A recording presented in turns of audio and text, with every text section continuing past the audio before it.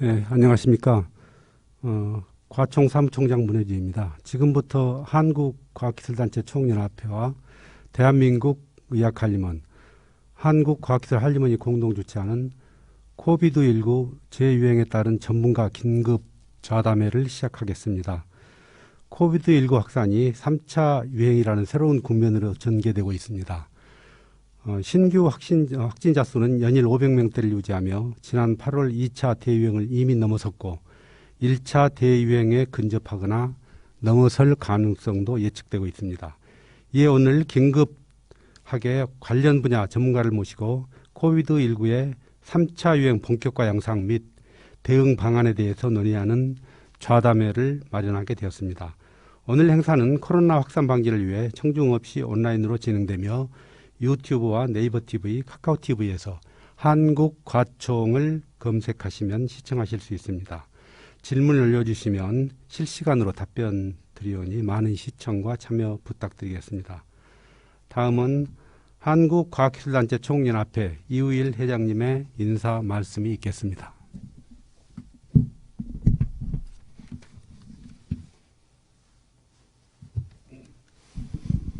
예, 안녕하십니까. 방금 소개받은 한국과학기술단체 총연합회 회장 이우일입니다. 최근에 언론 보도에 그 백신이 성공적으로 개발되고 있고 내년 상반기 중에는 아마 충분히 접종할 수 있지 않을까, 접종이 시작되지 않을까 이런 희망 섞인 관측들이 있어서 저기 다행입니다만, 그럼에도 불구하고 저희가 이전에 포럼을 여러 차례 할 때 전문가 여러분들께서 아주 일관되게 지적해 주신 그 겨울철 대유행이 현실화된 게 아닌가, 그런 우려가 있습니다. 아마 오늘도 500명이 넘은 것 같고요. 확진자가 연 3, 4일째 계속 500명 선을 왔다 갔다 하고 있는 것 같습니다. 근데 처음에 그 유행일 때는 그 감염자를 찾아서 그 접촉자를 관리를 하고 하는 그런 전략으로 이제 쭉 해서 저희가 성공적으로 아마 그 감염자 관리를 했던 것 같은데, 이제는 이 감염 경로를 파악하기 어려운 경우가 굉장히 늘어나서 그런 식의 전략이 더 이상 통하지 않는 게 아닌가, 그런 시각도 있는 것 같습니다. 그래서 방역 전략이 이제 앞으로 어떻게 저희가 짜져야 하는지 그런 걸 한번 짚어볼 시간이 될 것 같고요. 그리고 또 한 가지 걱정은 확진자가 굉장히 꾸준히 늘고 있기 때문에 그 중환자가 되었을 때 그 중환자 관리를 우리 가진 의료 그 리소스 안에서 중환자 관리를 제대로 할 수 있을까 하는 그런 걱정입니다. 그래서 그 코로나 환자에 대한 치료 전략을 그 역시 한번 다시 돌아봐야 되는 그런 시점이 아닌가, 그렇게 생각합니다. 그래서 국민 여러분들께서는 궁금증도 굉장히 많으시고 또 상당한 불안도 갖고 계신 걸로 알고 있습니다. 그래서 저희 과총하고 의학한림원, 과학기술한림원이 긴급 좌담회를 열어서 이 코로나 관련해서 지금 현황과 대책을 짚어보는 자리를 전문가 여러분들 모시고 마련을 했습니다. 오늘이 토요일입니다. 이게 저희가 그 포럼을 토요일 날 가진 것은 아마 별로 그 유례가 없었던 것 같은데요. 토요일임에도 불구하고 여기 계시는 그 전문가 여러분들께서 흔쾌히 참여를 수락해 주셨습니다. 진심으로 감사드립니다. 그리고 이 좌담회를 시청하시는 여러 참여자 여러분들, 모든 분들 건강하시고 행운이 함께 하기를 빌겠습니다. 다시 한번 감사드립니다.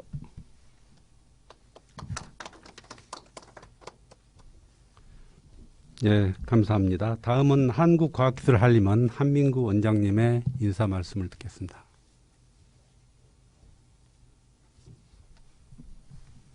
여러분 안녕하십니까. 한국과학기술한림원 한민구입니다.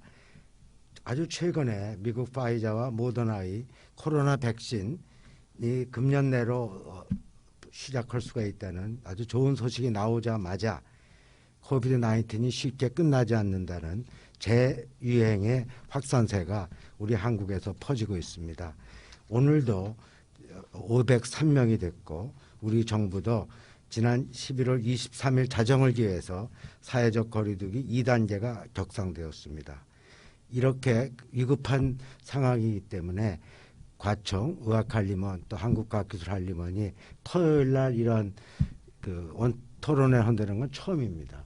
저희는 이 토론회에서 우리 시청하시는 국민 여러분은 물론 우리 정책 입안자들도 오늘 나오는 소중한 의견을 잘 귀담아 들으시고 정책에 반영해 주시고 또 병원의 배드 문제도 심각하기 때문에 많은 분들의 관심을 갖기 위해서 급하게 이렇게 준비를 했습니다. 코비드19의 재유행은 우리 환자와 건강뿐만 아니라 우리 사회 경제적으로 미치는 영향이 너무 크기 때문에 오늘 이 좌담회를 하게 된 것입니다. 특히 이 좌담회를 항상 좌장을 맡아주시는 박병주 의학한림원 부회장님, 서울의대 이종구 교수님, 한림의대 이재갑 교수님, 인하의대 임종환 교수님, 가톨릭의대 홍성준 교수님 주말에 이렇게 나와줘서 다시 한번 감사드리고요. 오늘 우리 토론회가 재유행 사태를 객관적으로 바라보고 좋은 의견이 나오기를 기대하고 있습니다. 또 이렇게 소중한 좌담회를 준비해 주신 과청 이율 회장님, 의학한림원 임태한 회장님, 또 항상 사회로 고생해 주시는 문혜주 총장님께도 감사드립니다. 감사합니다.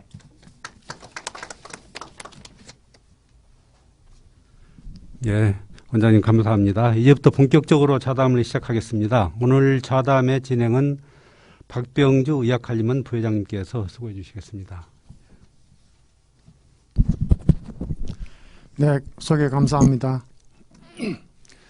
우리 과청 회장님과 과학기술한림원 원장님께서 인사 말씀에서 언급하신 바처럼 저희 3개 단체는 지난 3월부터 코비드-19 범유행에 따라서 공동 온라인을 쭉 개최해 왔습니다. 11차 개최했는데요. 지난번 11월 9일에는 코비드-19의 재유행을 예측하고 효과적 대응을 어떻게 해야 될 것인가에 대해서 포럼을 개최한 바가 있습니다. 그때도 겨울철을 맞이해서 재유행이 일어날 것이다 하는 것을 예측을 했고, 그리고 그에 대한 효과적인 적극적인 대응이 필요하다라는 의견들이 있었습니다. 그리고 12월 8일에는 또 3개 단체가 공동으로 소위 듀얼 에피데믹, 팬데믹이라고 하는 코비드-19의 재유행 중에 또 인플루엔자 유행이 겹치면 어떻게 할 것인가에 대해서 지금 연자와 토론자 구성이 끝나서 프로그램을 준비하고 있는 중입니다. 그런데 최근 잘 아시는 것처럼 한 3, 4일 잇따라 500명 이상의 확진자가 생기면서 우리 3개 단체 회장님들께서는 이 긴급히 전문가 자담이 필요하지 않겠느냐라고 그저께 의견 일치를 봐서 갑작스럽게 우리 전문가들 섭외를 했습니다. 그런데 정말 눈코 뜰 새 없이 바쁘신 중에도 흔쾌히 이 자담회에 참여하시기로 결정해 주신 네 분 토론자님들께 다시 감사드립니다. 그러면 첫 번째로 제가 의견을 묻고자 하는 것은 국내에서는 소위 K-방역이라고 말하듯이 상대적으로 잘 코비드-19의 그 팬데믹을 관리해 왔다라고 평을 하고 있었는데, 최근에 이렇게 소위 3차 대유행이 발생하게 된 그 원인, 배경과 그 향후 전망에 대해서 간단하게 살펴보고 진행을 하도록 하겠습니다. 첫 번째 질문을 우리 이종구 교수님께 드리도록 하겠습니다. 예, 저희가 유럽에서 유행을 했을 때 이유는 소셜 디스턴스 레벨을 풀고 나서 7월 1일 풀었습니다. 그러고 나서 3개월 만에 재유행했고, 그 다음에 다시 록다운을 했습니다. 지금 이제 유럽에 전반적으로 감소세가 뚜렷하게 보이고 있습니다. 따라서 이 질환의 특성을 그대로 나타냈듯이 소셜 비헤이비어를 바꾸는 정책과, 예를 들어서 우리 마스크 쓰고 손 씻고 기침 예절하는 정책 세 가지 부분하고 이제 소셜 디스턴스 부분, 그리고 여태까지 했던 컨택트 트레이싱, 아이솔레이션, 쿼런틴, 이 컨셉트가 이제 이 패키지로 지금 이제 진행되고 있는 상황입니다. 그 중에서 이제 소셜 디스턴스를 이제 낮추면서 이제 전 세계가 다시 유행이 됐고 우리나라도 역시 이제 이게 뭐 커플링하는 건 아니지만은 같은 이유로 이제 소셜 디스턴스 레벨을 낮추면서 유행이 시작된 것 같습니다. 따라서 이제 대책은 이제 다시 그 소셜 디스턴스 레벨을 올리고 두 번째 이제 개인적인 어떤 이제 비헤이비어에 관한 부분들을 더 점검해야 될 필요성이 있습니다. 그리고 지금 우리 3T로 얘기됐던 우리나라의 그런 빠른 컨택트 트레이싱과 테스팅 또 아이솔레이션 앤드 트리트먼트 대책들 중에서 특히 이제 깜깜이 환자가 많이 늘어나는 그런 상황으로 지금 얘기되고 있습니다. 그래서 이 부분에 대해서는 특히 컨택트 트레이싱 앤드 테스팅을 좀 더 강화시킬 필요성이 있습니다. 그래서 이제 대도시 자치단체에서 역학조사관들을 재교육시키고 또 컨택트 트레이싱하는 인력들을 확충하고 있고 그런 것들이 이제 지금 대책으로 이렇게 여겨지고 있습니다. 특히 겨울이라는 어떤 이제 바이러스가 더 활동이 강화될 이런 조건이 점점 구비되고 있는 상황에서 이런 패키지의 대책들이 효율적으로 좀 진행될 필요성이 있다고 생각이 들고 있습니다. 네, 감사합니다. 그럼 우리 감염병 전문가이신 이재갑 교수의 의견을 듣도록 하겠습니다. 예, 뭐 저도 이종구 교수님 말씀하신 거에 뭐 동일한 의견이긴 한데요. 좀 이제 첨부할 부분들은 저희가 이제 1차 유행, 2차 유행을 겪어 보셨지만, 근데 다만 이제 3차 유행, 1차 유행과 2차 유행이 다른 부분에 대해서 많은 언론들이 이미 분석을 많이 하긴 했었지만 다시 한번 좀 짚어드리고 싶은 부분들이 있습니다. 1차 유행 같은 경우는 뭐 잘 아시겠지만 신천지를 중심으로 한 이제 집단 발병 패턴이었고요. 2차 유행은 이제 한 단체만은 아니긴 하지만 뭐 사랑제일교회나 강화문 집회가 전체 유행의 한 20-30%를 차지하면서 유행 자체의 크기를 이제 폭증시키는 이런 증폭시키는 역할들을 했었고 거기에 이제 지역사회 감염이 이제 같이 겹쳐 있는 그런 그 유행이었는데 1차 유행하고 2차 유행의 차이는 보더라도 1차 유행, 2차 유행에서 지역사회 유행이 어느 정도 포션을 차지하니까 이게 전체적인 유행이 가라앉는 데까지 상당한 시간들이 걸렸거든요. 그러니까 1차 유행 거의 한 달 내에 대부분 어느 정도 종료가 됐지만 2차 유행이 저희가 사회적 거리두기 단계를 1단계로 낮출 수 있던 게 10월이었으니까 거의 2달 넘게 유행이 지속됐고 또한 10월 달에 1단계로 낮출 때도 하루 확진자가 한 50에서 100명 정도 꽤 많은 확진자가 진단됐음에도 불구하고 경제적인 어려움 때문에 1단계를 낮춘 측면들이 있었습니다. 근데 이번에 3차 유행의 특징들을 보게 되면 1차 유행하고 2차 유행하고 좀 다르게 어떤 특정하게 어디서 뭐 확진자 갑자기 많이 발생하는 이런 패턴이 아니라 그냥 지역사회에 만연돼 있으면서 여기저기서 지금 집단 발병이 이제 일어나는 패턴들로 일어나고 있기 때문에 어떤 방역에 어떤 초점을 맞출 수 있는 부분도 적고 어떤 초점을 맞추면 딱 숫자가 떨어지는 그런 것들을 예측하기가 상당히 어려운 형태의 유행 상황이기 때문에 이 유행 상황 자체가 아마도 2차 유행보다도 꽤 오랜 기간 유지가 될 가능성이 상당히 높아 보입니다.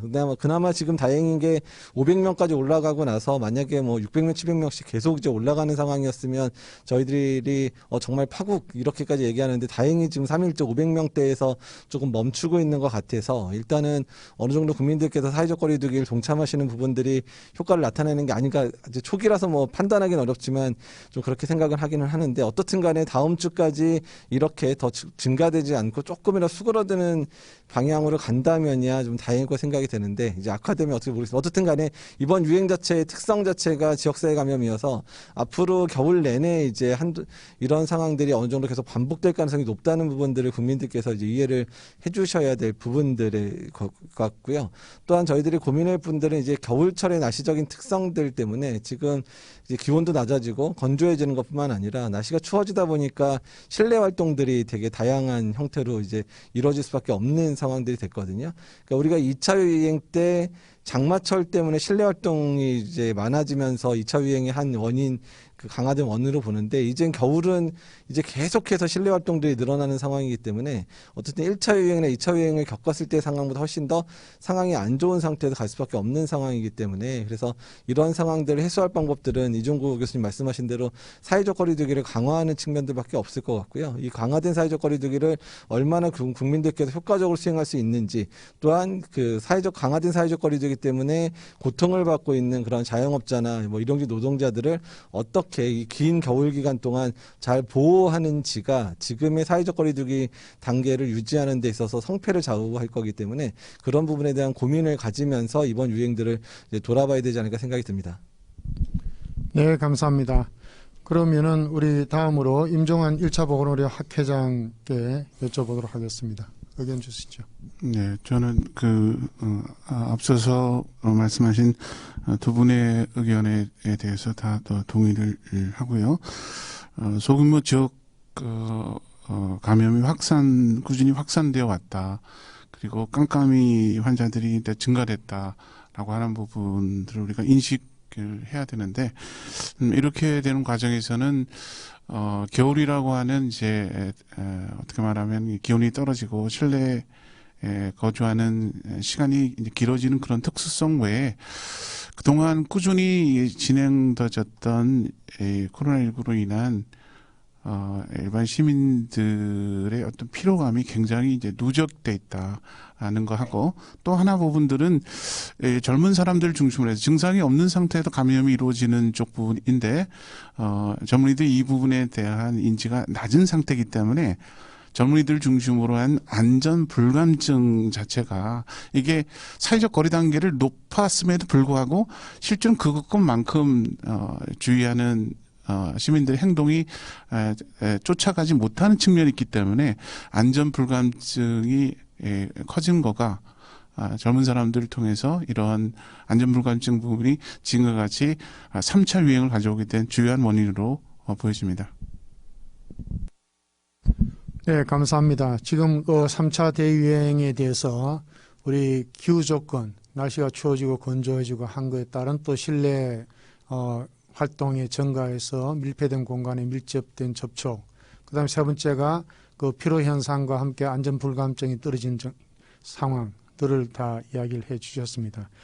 그러면은 우리 이재갑 교수 말씀대로 우리가 어떤 특정 집단에서의 집중 발생 1차 그렇게 하다가 점점 이제는 지역사회 전파 단계로 넘어왔기 때문에 오히려 전 국민을 대상으로 하는 매스 스크리닝 테스트를 실시해야 되지 않겠느냐 이런 주장도 있습니다. 그리고 그 방법들에 대해서도 의견을 많이 내고 있는데 여기에 대해서 우리 의견을 듣도록 하겠습니다. 먼저 이재갑 교수님부터 말씀해 주시죠. 전 국민 매스 스크리닝 얘기가 이제 뭐 일부 기업인 에서도 나오고 일부 이제 정치인들에서도 얘기가 나오긴 나오는데요. 근데 이제 매스 스크리닝의 방법들을 생각을 한다 그러면 뭐 PCR 방법이든 신속 항원 검사를 이용하는 거든 하기는 하는데 일단은 그러니까 이 매스 스크리닝의 방법 자체가 가진 한계들이 뭐냐면 그 당시에 딱 검사가 시행되는 시점에서 음성이라면 일단 그때만 음성인 거지 그 사람이 다음에 감염이 되지 않을 거는 아닌 상황이기 때문에 연속성이 없다는 측면들이 있고 그냥 지금 전체적으로 많이 돼 있는 사람들을 이제 어떻게든 아이솔레이션을 다 해가지고 격리를 해서 더 이상 유행을 막자라는 측면들은 이해되지만 그 많은 사람들 검사가 가능할 건지에 대한 부분입니다. 그러니까 지금 우리나라에서 하루에 시행되는 검사 건수가 적을 때가 많을 때가 2만 건 정도 되고요. 근데 이제 그거는 이제 그 의심 증상 있는 사람들만 검사하고 그 외에 출국을 위해서 검사하는 사람이거나 자기가 원해서 검사하는 사람 그때 합치면 하루에 10만 명 이상이 좀 검사를 받고 있는 정도는 될 거로 예상을 하고 있고요. 또 최근에 풀링 검사라 그래서 한 검사에 한 5명씩 이제 묶어서 또 10명씩 묶어서 하는 PCR을 하게 되면 지금의 저희의 PCR 캐패시티 그러니까 PCR 능력들을 보면 하루에 그 진단검사 예약에 관련돼 있는 교수님들 의견 들어보면 하루에 100만 건이나 200만 건까지도 확대가 가능하다고 얘기는 하고 있습니다. 근데 그렇다고 하더라도 이게 검사실 자체에서 운영하는 게 100만 건, 200만 건이어도 매일 그 정도의 사람들을 이제 확진 검사를 위해서 검체 채취를 하는 과정 자체가 쉽지가 않고요. 또 그 다음 이제 언급되는 게 신속항원 검사를 아예 이제 개인적으로 나눠줘가지고 그냥 자가 검사를 하자 이런 얘기를 하는데 지금 신속 항원 검사가 허가돼 있는 게 지금 국내에 딱 단 한 종만 허가가 돼 있는 상황이라 보급도 어려운 문제도 있고 뭐 그런 거에 뭐 어떻게 뭐 정책적으로 밀면은 보급이 되겠지만 검체 채취의 방법 자체를 자가 진단하는 형태에서 제대로 할 수 있느냐에 대한 그런 어려움들도 있고 또한 더 문제는 그 부분에 있어 신속항원 검사나 이런 좀 손쉬운 검사들의 가장 문제점은 검사 자체의 정확도가 많이 떨어지다 보니까 이제 그런 문제로 인해서 이제 검사는 음성으로 나왔는데 실제로 이제 PCR 같은 걸 하게 되면 양성이 나오는 그런 미음성 가능성이 있는데 국민들께서는 나는 음성이니까 안심하고 지내고 뭐 이런 식의 상황이 돼버리면 오히려 유행 자체 통제는 상당히 더 어려움을 초래할 수 있어서 그래서 신속항원 검사에 대한 사용과 관련해서는 상당히 신중하게 접근이 필요해서 일부 이제 뭐 유행 상황을 좀 진단하는 뭐 요양병원의 요양원 같은 데서 자주 검사를 해서 그중에 한두 명이 잡히면 집단 발병이 있는지 이런 모니터링하는 방법들로부터 시작해서 조금씩 사용 방법들을 늘려가는 방식으로 될 것 같아서 그러니까 전 국민 대상으로 이거를 검사하는 거는 뭐 비용 대비 효과뿐만 아니라 그거에 대한 유용성 측면에 있어서 상당히 어렵지 않을까. 오히려 그 부분보다는 지금 현재 하고 있는 선별조사나 이런 부분들을 강화를 해서 이번에 이제 모토가 바뀌었죠. 이제 뭐 증상 있으면 예전에는 셔라가 아니라 이제 증상 있으면 검사라라고 이제 질병관리청이나 중수본 쪽에서 의견이 바뀐 것처럼 검사량을 그러니까 검사를 해야 하고 싶은 사람들에 대한 검사량을 확 늘려서 그런 부분들을 좀 흡수해서 해결해야 되는 문제가 아닌가 생각이 듭니다. 네, 감사합니다. 지금 우리 이재엽 교수께서 검사법의 타당도, false positive와 false negative의 문제도 고려해야 된다 하는 의견을 주셨습니다. 그다음 우리 이종국 교수님께 의견 부탁드리겠습니다. 예, WHO에서 또 이제 이것이 논란이 됐던 것 같습니다. 특히 이제 최근에 그 살리바로 해서 검사하는 방법이 영국에서 개발되면서부터 이제 스크린 테스트의 이런 장애 요인을 극복할 수 있지 않을까 그런 이제 얘기가 많이 됐고 실제로 그렇게 할 경우 물량이 100만 명 이상씩 하루에 할 수 있을 것 같다라는 이제 얘기가 나와서 WHO도 검토 중인 것 같습니다. 그렇지만은 지금의 PCR법에서 할 때는 상당히 많은 장애 요인들이 있죠. 검체를 채취하는 것부터 운반하는 것이 쉽지 않기 때문에 그런 전략으로는 거의 불가능할 거다. 만약 다른 이제 방법론이 생기면은 해볼 수 있지 않겠나 이런 것들이 이제 얘기가 되고 있습니다.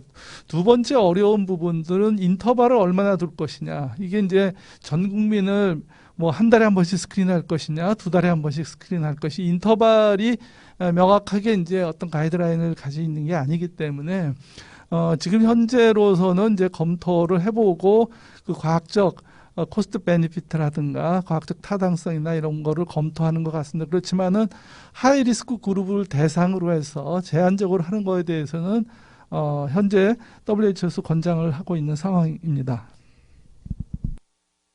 네, 감사합니다. WHO의 입장을 말씀해 주셨고요. 우리가 그 과학적 타당성 스크리닝 테스트의 타당도 신뢰도 그다음에 예측 가능성 이런 이야기를 하는데 피저빌리티도 무시할 수가 없습니다. 실행 가능성이 없으면은 실제로 추진하기 어려운 거죠. 자, 우리 임정원 교수님 의견 부탁합니다. 두 분이 말씀하신 부분에 대한 것들 고려를 해야 되는데 활용할 수 있는 이제 검사 방법 자체라고 하는 것들이 민감도나 타당도나 이런 현실적인 것들을 고려하면 굉장히 이제 제한적인 부분이기 때문에 초점을 맞춰야 되는 부분들이 주로 위험성을 갖고 있는 집단 자체를 조금 더 타겟팅을 더 해서 기존에 있는 PCR 검사 방법도 유용하게 사용할 수 있는 부분에 초점을 두는 거가 가장 현실적인 방안이 아닌가 하는 생각을 하게 되고요. 그런 측면 내에서 저는 1차 의료 영역 부분에 있어서 주로 리스크가 있는 사람이 어떤 건지 또 어떤 부분에 대해서 일반 시민들이 또 불안해하는 건지 그런 걸 잘 체크를 해서 그런 것 속에서 위험 그룹에 대한 부분들을 좀 제한해서 별도로 스크리닝을 진행하는 것들이 가장 적절하지 않나 하는 생각입니다. 네, 감사합니다. 세 분 전문가들께서는 스크리닝 테스트 자체의 민감도, 특이도, 예측도 이에 대한 타당도를 고려를 하고 또 실행 가능성을 고려해서 우선순위를 정해서 우선 그 고위험군부터 접근하는 전략이 더 타당하지 않을까 하는 의견들을 주신 것 같습니다. 지금 확진자가 계속 늘면서 대부분의 확진자 가운데 저희가 80%는 경증이고 그다음 중등증, 중증은 그 굉장히 그 구성비가 낮지만은 그럼에도 불구하고 중증 환자들이 사망으로 이어지면서 큰 문제를 유발하고 있습니다. 그래서 이런 환자 증가에 따라서 중환자실 확보와 전담 인력 확보 및 훈련이 굉장히 중요한 이슈가 되고 있습니다. 우리 홍승진 전 중환자의학 회장님께 의견 부탁드리겠습니다.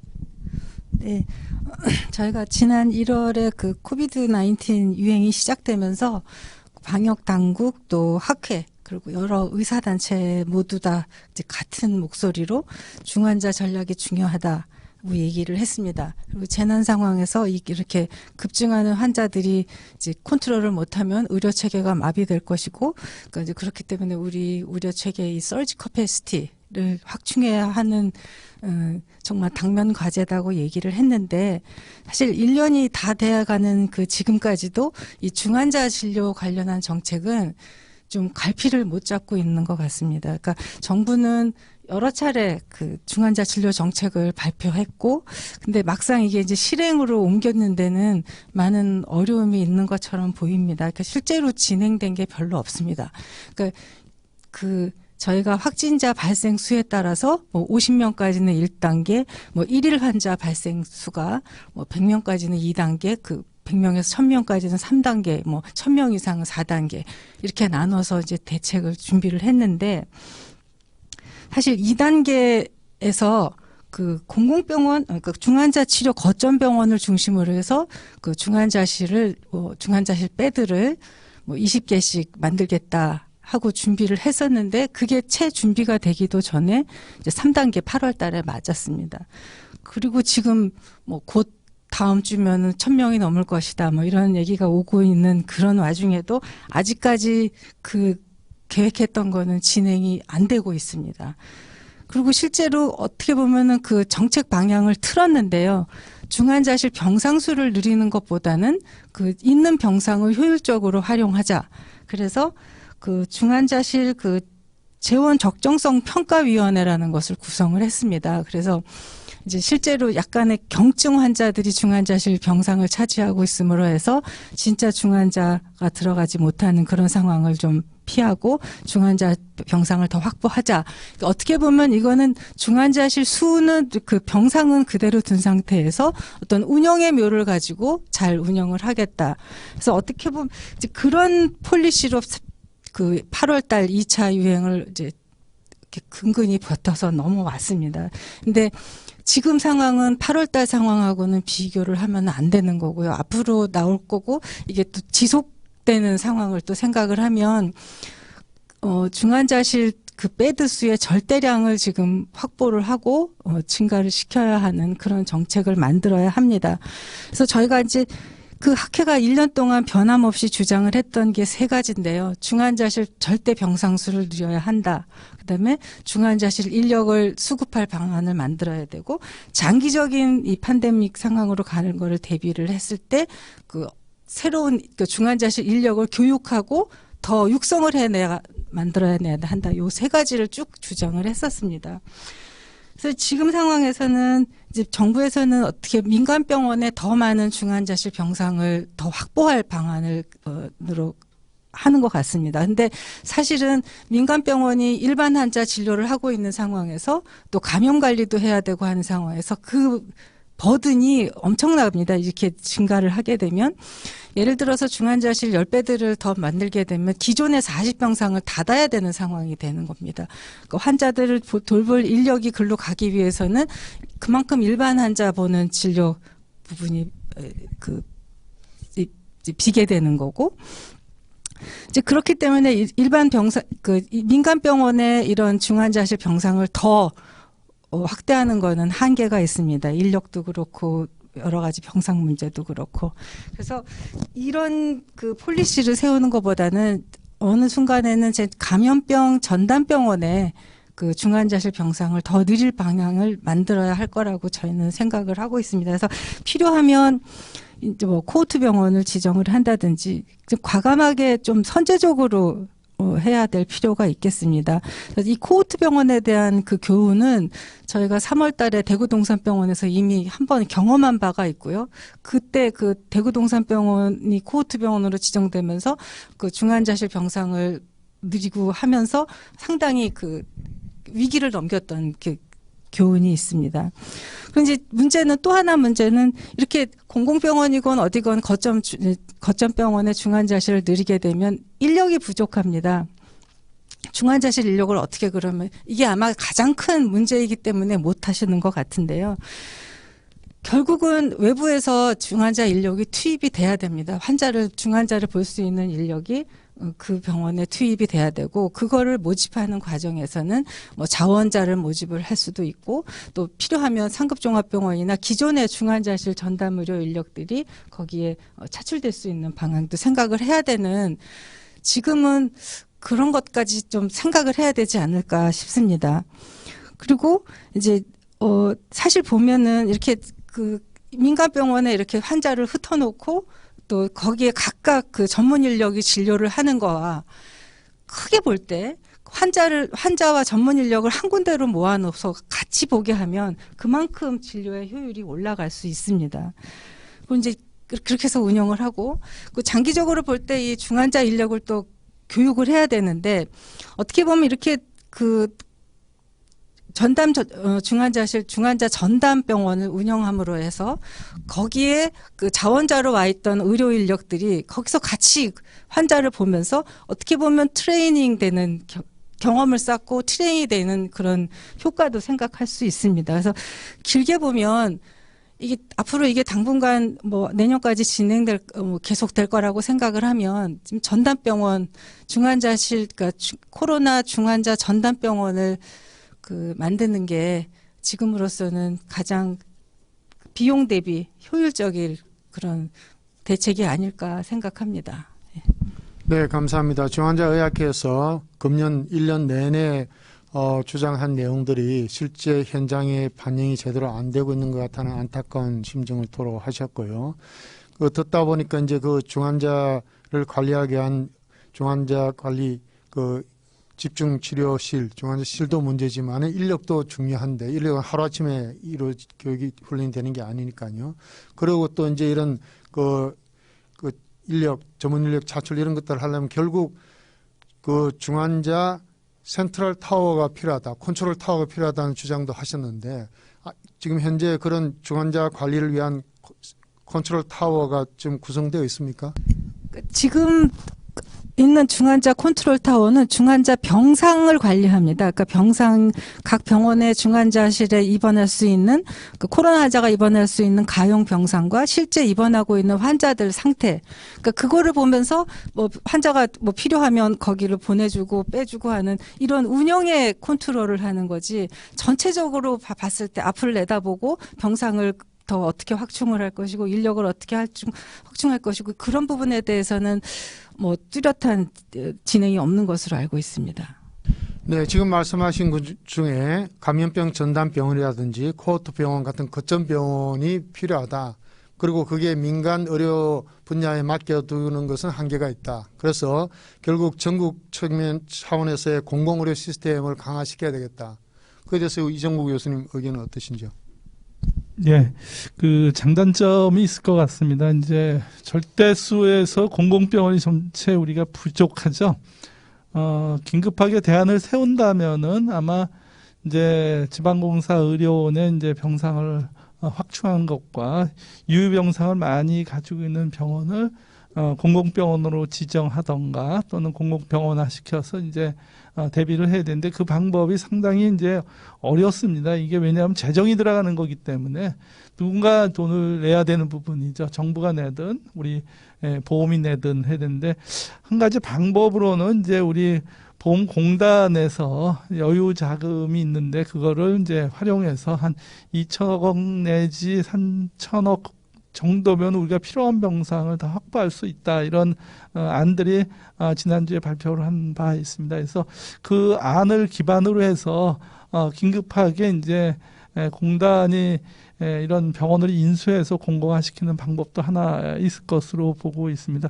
두 번째 이제 환자의 후송과 전달, 후송 체계죠. 리퍼럴 체계에 관련돼서 우리나라 의료 시스템이 환자 리퍼럴 체계를 제대로 정립이 안 됐습니다. 1988년도에 의료 전달 체계를 만들었지만은 이제 그게 전통적으로 어떤 의료 기관 간의 역할 분담이나 이런 것들이 잘 이루어졌다면은 이제 됐는데 이게 95%가 민간 병원이다 보니까는 이게 거의 불가능한 상황입니다. 사실은 이게 어떻게 보면 환상일 수 있거든요. 다른 병원에 있는 환자를 이 병원으로 옮겨라. 그렇게 하기가 사실 어려운 내용입니다. 그래서 컨트롤 타워라는 게 개인 병원의 환자 보는 것에 대해서 국가가 어떤 지침을 내리거나 이런 것보다는 가이드라인을 주고 그걸 따르라지 환자를 좋은 병원으로 옮겨라 이런 말을 사실 하기가 어려운 상황입니다. 집중시설을 만든다 그래서 그쪽으로 환자를 마음대로 이송시키거나 이런 것들이 어려운데 다만 이게 이 질환의 특성상 집중화가 필요하고 또 많은 부분들을 정부가 치료비를 대주고 있는 상황이기 때문에 정부가 좀 리더십을 충분히 발휘할 수 있을 것 같습니다. 다른 질환은 어렵더라도 이 질환은 가능할 것 같아서 이런 공공병원이나 병원 시설 확충하는 것과 정부의 리더십을 좀 더 발휘해서 환자를 효율적으로 관리할 수 있지 않겠나 이렇게 생각을 합니다. 예.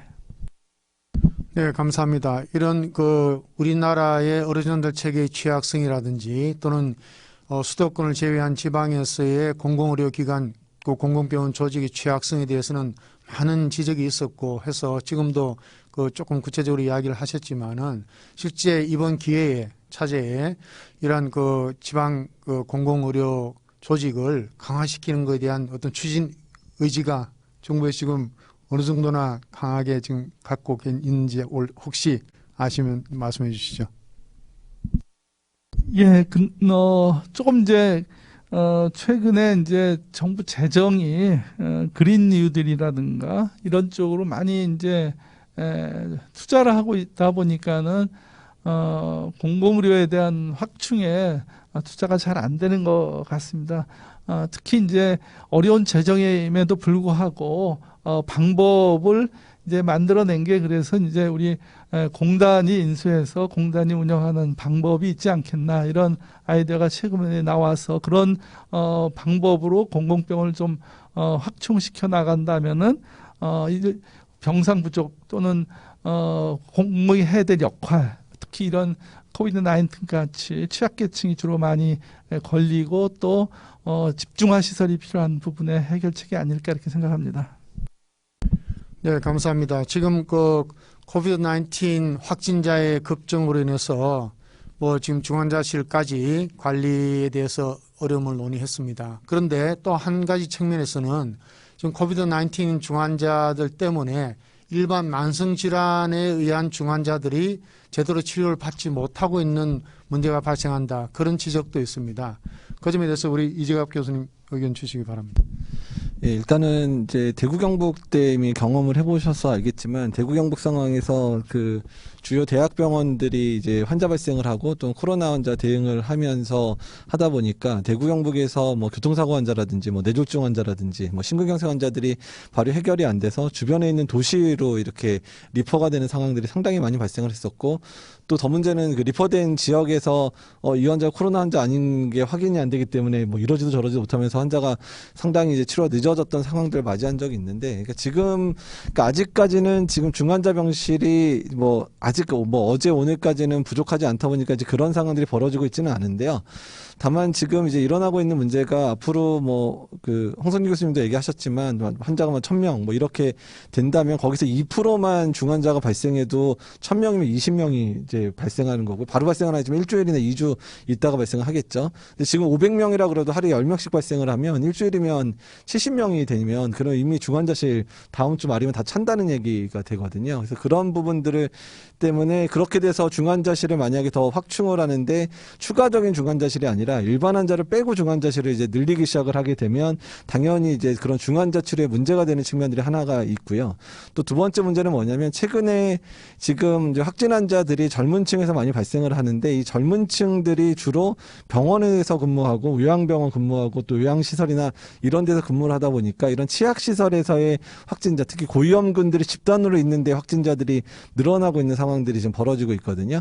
그러니까 만약에 요양병원 같은 데 한 군데서 한 50명 확진자 나와버리면 이제 거의 다 중환자실로 다 가야 되니까 지금 가지고 있는 중환자실 그냥 다 지금 이제 그런 환자에 쓰는 상황들이 발생을 하게 되는 상황들도 벌어질 수 있어서 지금의 상황들이 그런 의료진 감염으로 해서 몇 군데 이제 병원들 같은 경우에 또 의료진이 감염되면서 뭐 전남대 같이 병원의 기능이 일시적으로 마비되는 상황들이 발생을 하면 특히 지방처럼 그런 이제 역할을 좀 대신해 줄 수 있는 대학병원들이 몇 개 없는 지역 취약한 계층 경우에는 그런 병원 하나가 일주일만 문을 닫더라도 거기에 다니시던 중환자들 또는 그 근처에 있는 권역에 해당되는 그 응급센터를 이용하는 그런 많은 사람들이 피해를 볼 수밖에 없는 구조이기 때문에 이 전반적으로 일단 유행 상태도 가라앉히는 것도 중요하지만 그것도 반드시 해야 되고 거기에 맞춰서 치약시설 내에 근무하고 있는 그런 종사자들이나 이런 사람들이 감염 상황들을 최대한 줄일 수 있는 방법들을 택해서 취약계층들이 감염되는 것을 최소화시키는 전략들을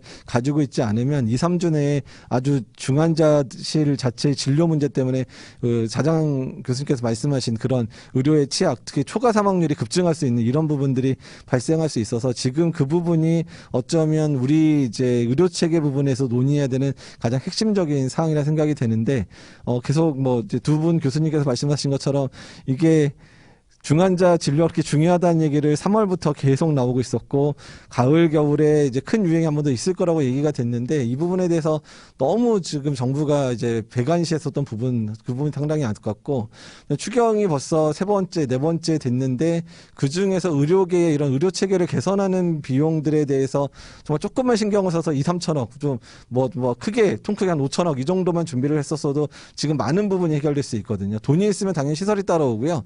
돈이 있으면 인력도 따라올 수 있거든요. 그리고 6개월이면 어느 정도의 교육을 해서 조금 숙달돼 있는 예전에 뭐 중환자실에 근무했었던 경력 있는 사람들을 훈련시켜서 중환자실 인력도 키울 수 있었는데 그런 골든타임을 놓친 것 같아서 아쉬운데 뭐 이미 지나가니까 후회하기는 어렵지만 지금이라도 결단을 내려서 의료체계 특히 이런 감염병 대응 의료체계 보충을 위한 충분한 노력을 지금 기울이지 않으면 단기적으로도 노력해야 되고 중장기적인 노력을 기울이지 않으면 뭐 이제 백신 맞을 때까지 뭐 4차 유행도 올 수 있고 5차 유행도 올 수 있는데 그 상황마다 이런 똑같은 얘기를 하는 일들이 반복되지 않기를 바라고 있습니다. 네, 아주 좋은 말씀이었습니다. 우리 홍승진 교수님 추가 발언 부탁합니다. 네, 저도 지금 이재학 교수님 말씀하신 내용과 크게 다르지 않는데요.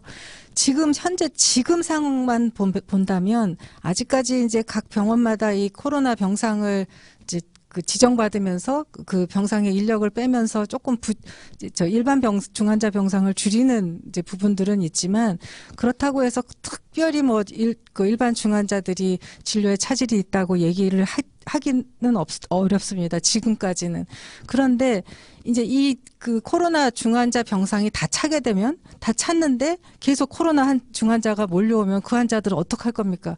봐야 되잖아요. 그렇게 되면 이제 일반 진료 체계가 마비될 수밖에 없는 거고 저희가 제일 걱정하는 게 바로 그 부분입니다.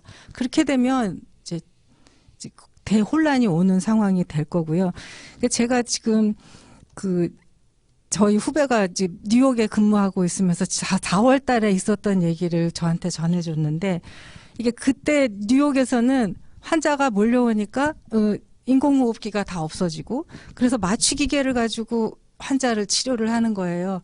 그러니까 수술실에 마취하는 인력들이 환자를 수술실에다가 갖다 놓고 마취기계를 가지고 인공호흡기를 걸고 환자를 치료를 하면서 그 당시에 아주 응급 상황이 아니면 전체 수술을 못했다고 합니다. 그런 상황이 우리도 지금 벌어질 수 있다고 생각을 하고 이 상황이 그냥 이렇게 어떻게 해서 넘어가겠지 이렇게 하면 안 될 것 같은 생각이 듭니다. 네, 감사합니다. 절박한 심정으로 신속하게 대비를 해야겠다 하는 의견이었습니다. 우리 임종환 교수님께 여쭤보겠습니다. 아까 논의했던 전국 공공의료 체계 강화 방안하고 이러한 이제 지역사회 확산에 따른 1차 보건의료 역할이 무엇이 돼야 되겠는가 한 두 가지에 대해서 의견 좀 주시기 바랍니다. 지역사회 감염이 확산되어지면 아무래도 종합병원 쪽으로 이송되어지는 환자들이 늘게 될 것 같고요. 근데 지금 형상으로 봐서는 이 코로나19로 인한 중환자들이 급격히 늘었을 때 우리가 갖고 있는 역량으로 봐서 이것을 감당할 수 있겠냐 하는 것들이 제일 우려되어 있는 부분이다 이렇게 보겠습니다. 그러니까 미국이나 유럽과 같이 10,000명에 1명꼴로 발생한다고 한다면 그러면은 우리 전체 인구를 봤을 때는 한꺼번에 한 5,000명 정도가 되는 중환자를 케어해야 되는 그런 상황으로 나갈 수 있거든요. 근데 지금 음압병동을 갖춘 이제 중환자 시설이나 이런 것들을 보게 되면 우리가 공공과 민간을 다 틀더라도 2,000병상이 채 되지는 않습니다. 보면은. 그러니까 이게 초기에 방어선이 무너졌을 때는 굉장히 위험한 상황이다 이렇게 볼 수 있어서 결국에서는 지역사회에서 1차 방어선이 되는 지역사회에서 관리하는 게 굉장히 중요하고 이것이 한꺼번에 환자가 몰리지 않도록 관리하는 거가 가장 중요하다 이렇게 보겠습니다. 근데 우리나라 이제 1차 의료 현실을 보게 되면 이제 기존에 오는 환자들에 대한 것을 치료하는 치료 중심의 이제 진료 패턴을 갖고 있는 부분이지 이게 지역사회에 대응하는 거에 대한 기본적인 체계가 없습니다. 그러니까 환자가 등록돼서 관리되거나 그 리스크가 어떻기 때문에 이 부분에 대한 거는 선제적으로 어떻게 해야 된다라는 시스템이 전혀 없는 상태이기 때문에 굉장히 수동적으로 대응을 하고 있는 거죠. 그러면은 그래서 누가 리스크가 있는지 또 만성질환 관리가 제대로 안 돼서 잠재적으로 리스크가 높아질 사람들 누군지에 대한 걸 파악하고 대응해야 되는데 전혀 그렇지 못하다고 하는 겁니다. 그런 부분이어서 전 이번 기회에 1차 의료가 좀 정비될 수 있는 계기가 됐으면 좋겠다 하는 반응이 되고요. 그러니까 기존하고는 다른 형태 만성질환도 늘고 있고 또 신종 감염병의 위기 자체가 이번뿐만이 아니고 향후에도 계속적으로 일상적으로 발생할 가능성이 있다고 한다면 이번 기회가 저는 1차 보건의료, 1차 의료가 나름대로 보면은 제 역할을 할 수 있는 중요한 계기가 되지 않을까 생각되어져서 이것을 중요한 어떻게 말하면 이 전체 시스템을 전환할 수 있는 밑거름으로 좀 삼아야 된다 이렇게 생각되어지고 거기에 관련해서 전 1차 의료가 조금 더 공공적인 기반을 더 가져야 된다 이렇게 생각을 합니다. 공공의료 강화하고 밀접한 관련성이 있는 쪽 부분에 사회적인 역할을 하는 쪽으로 1차 의료가 그 역할을 담당해야 되는데 그렇지 못하다고 하는 거죠. 실제로 보면은 그런 부분이어서 예를 들면 외국과 같은 형상이라고 한다면 저는 1차 의료가 필요한 부분에 대한 인프라나 이런 부분을 지역에서 건물이나 고가 장비나 이런 부분이 있으면 그것을 국가가 장비를 하고 거기에 보면은 개원 의사들이 들어오게 하는 겁니다. 오면은 계약을 하고 계약하는 조건 부분이 이러이러한 부분에 대한 지역사회에 있으니까 서비스를 해라. 예방적인 대응하고 또 필요한 부분에 대한 만성질환 관리, 주치 관리 이렇게 할 수 있도록 요구하는 거는 사실은 개원 의사들한테 뭐를 줬을 때 요구할 수 있는 거예요. 보면 아무것도 없는 상태에서 책임만 부여하게 되면은 개원 의사들이 따라갈 수가 없는 거죠. 그런 부분이기 때문에 이번 계기를 1차 의료가 나름대로 정비될 수 있는 중요한 계기로 삼아야 된다 싶습니다. 네, 감사합니다. 우리 초기에 선별 검사 설치할 때 의원급에서도 하라 그런 지시했는데 그건 현실적으로 불가능한 사실이었고 지금 듣다 보면은 우리나라 1차 의료는 솔로 프랙티스로 혼자 개원하는 상황에서는 할 수 없는데 어떻게 보면 그룹 프랙티스로 뭔가 틀을 좀 바꾸는 그런 게 필요하겠다라는 주장을. 제도를 개편하고 그렇게 할 수 있는 인센티브를 줘야 됩니다. 그러면 그렇지 않은 선상에서 의료의 공공성이라는 거는 허상이라는 거죠. 일종의. 예, 그 점에 대해서 우리 이정구 교수님 지역 지자체 중심으로 한 지역 공공의료 시스템 강화가 필요하다 그러고 지금 1차 의료 전달 체계를 좀 개선하는 것에 대해서 의견을 좀 주시기 바랍니다. 첫 번째로 이제 이 환자의 특성이 우리가 그 피버 환자 스크리닝을 하고 컨택트 트레이싱 아이솔레이션을 보건소에 다 맡겼습니다. 그래서 1차 의료가 해야 될 프리벤션이나 이런 기능에 거의 이제 일어날 수가 없는 형태가 되었죠. 그러니까 이 병의 특성인 것 같습니다. 이 병의 관리 전략을 이렇게 이제 중앙서부터 밑에까지 버티컬 프로그램을 만들어서 관리를 했기 때문에 기존의 의료 체계에서 벗어날 수뿐이 없습니다. 근데 앞으로 이제 그러면 다른 질환들, 계속 이런 질환들이 생길 때 그럼 의료 체계를 빼놓고 그냥 이런 버티컬로 질병 관리 내지는 전염병 관리 체계로만 가지고 운영하는 게 맞겠느냐. 그 부분에 관해서는 논란이 좀 필요합니다. 그렇지만은 정말 딴 나라에 비해서 상당히 효율적으로 한 것만 사실이거든요. 우리나라가 보건소 체계를 가졌기 때문에 이게 가능했었던 것 같습니다. 그 점에 대해서는 인정을 해야 될 것 같은데 향후에는 좀 더 이것이 인테그레이션 될 수 있는 전략을 짜야 되지 않을까 이렇게 생각을 하고요.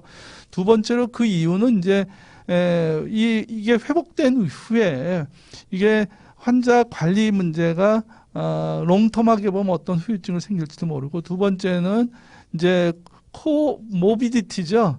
그러니까 이 질환에 걸리고 만성질환 같이 걸렸을 때 이거는 하나는 뭐 보건소에서 관리하고 하나는 뭐 1차 의료기관에서 관리하고 이렇게 나눠서 관리하는 게 맞겠느냐 그래서 헬스 시스템을 통합하는 전략을 만들어야 될 부분이 있겠다는 거죠. 세 번째로 이제 그 다음에 롱터마 케어하고 재활하는데 과연 우리가 이 전염병 관리 부분들이 신경은 안 쓰죠. 전염병 관리 그걸로만 신경 쓰지 이 사람이 가지고 있는 어떤 코모비디티에 대한 지속적인 관리와 또 재활 이런 것들을 신경 쓸 수 없기 때문에 이것이 같이 가야 된다. 이런 점을 이제 말씀을 드리고 그렇게 함으로써 지역사회의 어떤 대책을 의사회 따로 뭐 보건소 따로 시청 따로 이렇게 갈 게 아니고 지역에 있는 의사회를 같이 참여시켜서 예를 들어서 전염병 예방법의 예방위원이라는 조직이 있습니다. 이 조직이 1차 의료기관이나 지역에 있는 의사회를 동원해서 어떤 질병의 예방, 교육, 역학조사 이런 걸 하도록 해놨는데도 불구하고 이런 조항들이나 이런 조직을 좀 활용하지 않고 있다는 거죠. 단순히 보건소도 지금 한계점에 와 있습니다. 지금 하루에 500명 생기고 이걸 추적조사하려면 거의 환자에 대한 관리는 거의 못하게 되거든요. 그래서 그런 부분들 지역 의사회를 활용해서 늘어나는 환자에 대한 관리를 같이 하는 것이 좋지 않겠나 이렇게 생각을 합니다. 네, 감사합니다. 지금 이정근 선생님 말씀에 우리 보건소의 역할에 대해서 언급을 해 주셨는데 사실은 보건소가 그 관할 지역의 의료기관을 다 하게 되어 있지 않습니까? 그럼에도 불구하고 지금 못하는 겁니까? 안 하는 겁니까? 아니면 어떻게 그 권한을 더 강화시켜야 되는 겁니까? 어떻게 생각하시는지요?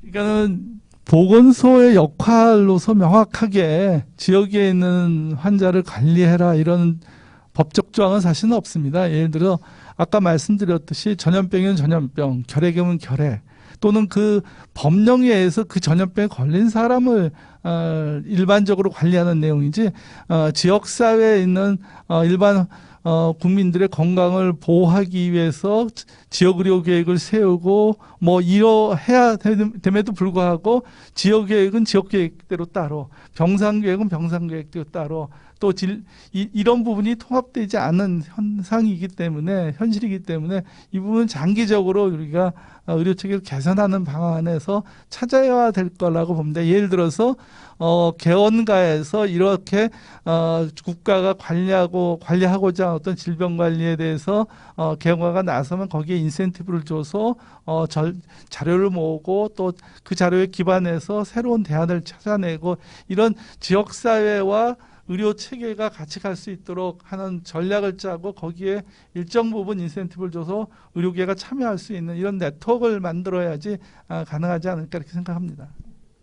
네, 장기적이고 포괄적인 그 종합 계획이 참 필요하다 이런 말씀도 주셨습니다. 그런데 우리 대학병원에 근무하시는 이재학 교수님께서 1차 의료에 대한 어떤 생각을 1차와 3차 연계라든지 뭐 의견을 좀 주시기 바랍니다. 그러니까 지금 이제 그러니까 코로나19 환자의 의료 체계를 보게 되면 일단 의료 체계 자체가 붕괴된 거죠. 의료 전달 체계가 붕괴된 건데요. 그러니까 보건소가 그 역할들을 감당을 한 측면도 있지만 보건소는 주로 집단 발병이나 이랬을 때의 그런 접촉자에 대한 그런 이제 그 검사들을 주로 많이 하면서 또 증상 인상도 하지만 문제는 이제 1차 의료기관에 처음 내원해야 되는 이제 감기 증상을 가진 환자들 중에 지금 코로나 환자가 섞여 있는데 지금 검체 채취나 이런 것들이 의원급에서 못 하다 보니까 다 선별진료소에 가서 하게 되니까 근데 선별진료소들이 대부분 의원급에는 거의 없고 다 병원급에만 설치되고 있거나 보건소에 설치됐다 보니까 모든 감기 환자 1차 의료역에서 봐야 되는 감기 환자까지 다 지금 병원급에 있는 선별진료소를 방문하는 상황들이 발생을 하게 됐거든요. 사실 그 문제를 해결하려고 이제 많은 전문가들이 호흡기 전담 클리닉 형태로 1차 의료기관 안에서도 그런 호흡기 환자를 전담으로 볼 수 있는 그런 클리닉을 제안을 했고 사실 예산이 반영이 돼서 이제 한 기관당 1억씩 이제 리모델링을 주겠다고 해서 500억이 추경에 반영은 됐는데 문제는 그러니까 이게 현장에서 이 의료 체계를 만들 수 있는 그런 부분들에 대한 충분한 이제 의견 수렴 없이 그냥 예산만 그냥 추경 채우다 바쁘게 그냥 500억 딱 해버리니까 사실 코로나19 확진 환자들 포함한 그 호흡기 증상 환자가 어느 정도 유지가 돼야지 운영되게 하게 만들었거든요. 왜냐면 환자 한 명당 수가를 받게 만들어 놓으니까. 근데 이게 공공적인 성격을 띈 일종의 의원에 해당되기 때문에 환자가 많아도 운영이 돼야 되지만 환자가 적어도 운영이 돼야 되는데 수가를 그냥 보험 수가로 받아라 이런 식으로만 해버리면 그러니까 그러니까 의원급 의료기관에서 그거를 오픈하려고 해도 그런 리스크를 경영적인 리스크를 감안하고 뛰어들 수도 없는 상황들이고 사실 위험성을 감수하고 들어가는데 본인이 혹시라도 뭐 이제 감염이 됐거나 이런 거에 대한 보장책도 전혀 없는 상황에서 운영이 되다 보니까 현재 지금 제가 최근은 이제 모르겠지만 10월 달 말에 신청된 기관을 보니까 대부분 보건소였고 일반 의료기관이 신청한 데가 10군데밖에 안 되더라고요. 그래서 이런 상황으로 이제 했다는 것 자체가 그리고 또 한참 그 논의를 해야 되는 시점에 의료계에 부담을 주는 그런 뭐 정원 정책 이런 것들이 되면서 아예 그냥 의료계하고 정부의 그런 의사소통 채널이 거의 한 달 넘게 완전히 끊겨지는 상황까지 발생을 하면서 준비가 전혀 안 됐거든요. 그래서 이번 겨울을 나는 것 자체가 아예 의료 체계가 무너진, 그러니까 감염병 환자에 대한 의료 전달 체계가 무너진 상황에서 그냥 병원급과 보건소가 어쩔 수 없이 막 이제 떠안아서 의료 체계를 운영하게 되는 상황도 발생했고 의원급 의료기관들은 기본적으로 보던 그런 감기 환자들 진료를 하지 못하기 때문에 오히려 소득이 감소해서 일부 그런 환자를 주로 보는 소아청소년과라든지 이비인후과 같은 경우는 폐업이 아주 그냥 막 늘어난 이런 상황까지 만들어진 상황들이 돼서 지금이라도 늦지 않았으니까 정말 현실적으로 적용 가능한 1차 의료 체계가 이런 신종감염병 환자들 볼 수 있는 체계들을 잘 갖춰주시는 게 앞으로 이제 적어도 이런 상황의 진료를 1년이든 2년이든 계속 진료를 해야 되는 상황이니까 현실적인 대안을 정부에서 마련해 주셔야 될 것 같습니다. 네, 감사합니다. 실사구시란 말이 떠오릅니다. 그리고 국민들 위해서라면 의료계와 정부가 긴밀하게 협의를 하고 실제 상황에 맞도록 정책을 마련해서 추진하는 그런 노력이 필요하겠다. 아주 좋은 의견을 주셨습니다. 자, 이제 조금 그 주제를 방향을 좀 바꾸도록 하겠습니다. 지금 금년도 어떻게 보면 1월부터 시작해서 지금까지 거의 11개월 그 코비드-19이 우리나라에 미친 영향이 굉장히 지대합니다. 물론 전 세계적으로 또 영향을 미치고 있지만요. 그렇게 하다 보니까 아까 우리 그 임종환 교수가 이제 일반 국민들의 피로감 누적, 그다음에 안전 불감증 이런 이야기도 하셨는데 거의 못지않게 일선에서 사투를 벌이고 있는 우리 의료진들의 기여도가 굉장히 높습니다. 우리가 K-방역 이야기할 때 제일 첫 번째는 우리 국민들의 높은 교육 수준으로 인한 의식화되어서 굉장히 적극적으로 참여해 준 부분. 그다음 두 번째가 의료진들의 현장에서의 환자 관리에 대한 헌신적인 노력 이런 것들을 들 수 있는데 이 장기간으로 지속됨으로 해서 의료진과 또 역학조사관들의 탈진, 번아웃이 상당히 문제가 되고 있습니다. 그래서 이러한 그 앞으로도 지금 3차 유행으로 해서 계속 이번 겨울에서 내년 초까지 계속 이어질 것으로 예상되고 있는데 이러한 의료진과 역학조사관의 탈진을 해소할 수 있는 방안이 무엇이 있겠는가에 대해서 우선 이재갑 교수님부터 좀 의견을 주실까요? 예, 지금 뭐 사실 저도 지금 이제 코로나 중환자들을 보고 있어서 사실 그저께 밤에 한 분 돌아가셔서 11시까지 병원에 있었고 그리고 집에서 잠깐 잠들었는데 새벽 4시 40분쯤에 그 다른 환자 한 명이 상태 나빠진다고 연락이 와서 바로 병원 뛰어가가지고 환자 인공호흡기 달고 뭐 카테터 삽입하고 이래가지고 최근에 아니면 이번 주 지난주에서 제대로 잔 날이 별로 며칠 없는 상황들이 계속 반복이 되고 있거든요. 근데 저희야 뭐 환자 2-3명 보는 그냥 대학병원이니까 뭐 그냥 감당 한다 뭐 그냥 그래도 그냥 며칠 고생하면 끝난다고 생각할 수 있지만 그 환자를 많이 보고 있는 공공병원들 같은 경우는 1년 내내 지금 계속 환자 보고 있고 유행이 되면 뭐 갑자기 환자가 200명이 돼가지고 막 고생을 막 200명씩 입원하고 막 고생을 하는 상황들이 반복돼서 당직 숫자 늘고 또 그에 대한 위험성 때문에 걱정도 늘고 막 이런 상황들이 계속 반복되고 있고요. 최근에 또 유명승 교수님이 이제 그 포커스 그룹 인터뷰해서 그 역학조사관 20명에 대한 인터뷰한 내용들을 들으면 뭐 악몽을 역학조사관들이 이제 맨날 새벽 이렇게 환자 많으면 새벽 4시쯤 퇴근한다는 얘기도 나오고 잠깐 잠들면 그때도 일하는 꿈을 꾼다는 뭐 이런 얘기들을 제가 이제 본 적이 있는데 그만큼이나 상황이 장기화되고 있는 문제 때문에 많은 의료진들이 지금 지쳐 있고 역학조사관들 방역 당국도 그렇고 뭐 중수본도 그렇고 관계된 모든 사람들이 지쳐 있는 거는 마찬가지고 사실 이런 상황만 지친 게 아니라 모든 국민이 사실 지쳐 있기는 한 거죠. 왜냐면 또 경제적인 어려움까지 동반되고 있기 때문에. 근데 일단 의료진들의 그런 피로도를 개선하기 위해서 정부 차원에서도 좀 많이 고민을 한 것 같습니다. 그래서 최근에 이제 어떤 비용이 갑자기 병원에 입금이 됐냐면 의료진 위로금 뭐 이래가지고 갑자기 2월부터 5월까지 뭐 이제 고생한 의료진들 위해서 뭐 교육도 하고 심리 상담도 하고 이러면서 1억 원이 입금이 저희 병원에 됐더라고요. 그래서 그러면 그 비용 중에서 근무를 했던 사람들한테 하루에 뭐 위로 수당 뭐 이렇게 주라고 했는데 의사한테 하루 14,000원. 뭐 이렇게 책정이 됐습니다. 그리고 간호사한테도 한 10,000원 정도 책정된 비용 이제 해가지고 얼마를 병원에서 저한테 줄지는 모르겠지만 근데 없는 것보다는 낫지만 그래도 그냥 주는 김에 좀 마음이라 좀 든든하게 해줬으면 어땠을까 생각이 좀 드는데 어쨌든 뭐 정부가 아예 신경을 안 쓰는 건 아니지만 이런 부분에 있어서 좀 위로가 될 만한 상황들도 만들어 주셔야 될 뿐만 아니라 뭐 계속 얘기 나오지만 그러니까 일단은 같이 일할 사람들을 늘려주시는 방법들을 마련해 줘야 되거든요. 그러니까 지금 10명이서 거의 20명 하는 일들을 하고 있다면 어떤 재정이나 이런 것들을 투여해서 병원에서 조금 이런 코로나 대응에 해당되는 인력들을 뽑아가지고 이제 해야 되는데 이제 인력 파견 사업도 시작이 됐었어요. 근데 인력을 받으려고 했더니 우리 병원에서 일을 했던 인력이 아니니까 와가지고 우리 병원 전산 시스템도 전혀 모르고 병원 운영되는 거 전혀 모르니까 어떻게 사용할 방법이 없으니까 저희가 부탁한 거는 그냥 단순 업무를 하는 그 환경 소독하시는 그런 분 정도나 보내달라고 했더니 그건 또 이제 지원 대상이 아니라고 해서 지원을 못 받았거든요. 그래서 아예 그냥 병원 측에다가 의료진을 아예 채용할 수 있게끔 하는 그런 예산들을 줘서 자체에서 훈련을 시키게 만들어줬으면 지금 한 6개월 되면 이미 어느 정도 숙련된 인력으로 만들 수 있었을 것 같은 생각이 들어서 그러니까 뭐 뽑아서 줘야 되는 데 같은데 선별지원서를 새로 열거나 그럴 때는 뽑아서 보내주시면 되고 뭐 생활치료센터는 그렇게도 보내주시면 되지만 병원 자체의 인력을 도와주는 측면에 있어서는 일단 병원 자체가 일부 코로나 대응 요원들을 아예 채용할 수 있는 그런 예산을 주고 장기적으로 운영하기 단순히 2-3개월 정도 계약직으로 운영하는 게 아니라 뭐 1-2년 정도 고용할 수 있는 그런 예산을 병원에 아예 지원을 해주면 오히려 인력들을 좀 확충하고 교육하고 장기적인 운영이 가능한 상황이 되지 않을까 생각을 하고 있습니다. 네, 감사합니다. 그리고 특히 이제 중환자실에서 우리 의료진 중에 의사들도 힘들어하지만 간호사들도 굉장히 힘들어하는 것 같습니다. 그 의료진, 의사, 간호사에 대해서 집중적으로 우리 홍순진 교수님 의견 주시기 바랍니다.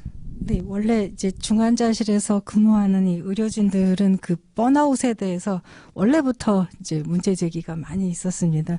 지금 우리 현실이 중환자실에 제 전문의가 24시간 상주할 수 있는 그런 시스템이 아니기 때문에 저녁 때 집에 갈 때는 이제 전공의한테 인계를 해줘야 되는 상황이고, 근데 그런데 환자 안 좋아지면 이제 전공의한테 인계할 수 없으니까 남아서 봐야 되고, 이러면서 이제 그 과중한 업무량이 이제 계속 문제가 돼 왔었는데 이 코로나 상황에서는 사실 이 방호복 입고 격리된 공간에 가서 환자를 보려면은 뭐 한 그 인력이 4배 내지 5배 더 필요하다고 돼 있습니다. 근데 실제로 그렇게 많은 인력을 투입해서 보는 병원은 없고 결국은 그 로딩을 다 환자 보는 선생님이 다 이제 감당을 하고 있는 상황이고요.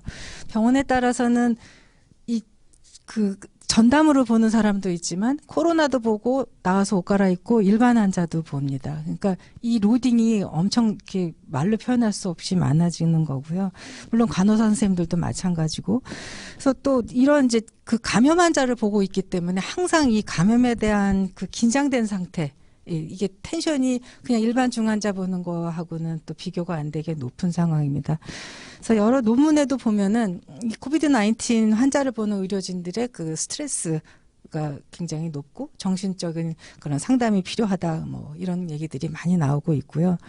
그래서 이 번아웃에 대해서는 이제 계속 모니터링하고 뭐 상담하고 필요하겠지만 무엇보다 이 업무 로딩을 줄여줘야 되는데 이 대부분의 병원에 이 중환자실 그 인력이 그렇게 많지가 않습니다. 어떻게 뭐 로테이션을 할 수 있는 그런 걸 가지고 있는 병원 자체가 그렇게 많지가 않고 이제 그렇기 때문에 여기서 또 코로나 중환자를 봐야 그 전담 병원이 필요하다는 얘기가 또 나옵니다. 근데 이 환자들과 이 의사들을 같이 몰아놓고 번표를 짜서 24시간 카바를 하게 되면 그만큼 로딩을 쉐어할 수 있는 거거든요. 그래서 그런 부분에 대해서도 또 이 전담병원이 중요하다고 얘기를 할 수 있겠습니다. 그래서 예. 네, 감사합니다. 그러면 우리 이종구 교수님께 역학조사관을 포함해서 또 행정 쪽에 맡고 있는 분들도 굉장히 그 과로가 지속되는 것 같은데요. 그 전에 사스나 메르스 경험을 질병관리본부장 할 때 많이 하셨으니까 그런 측면에서 좀 말씀을 주시죠.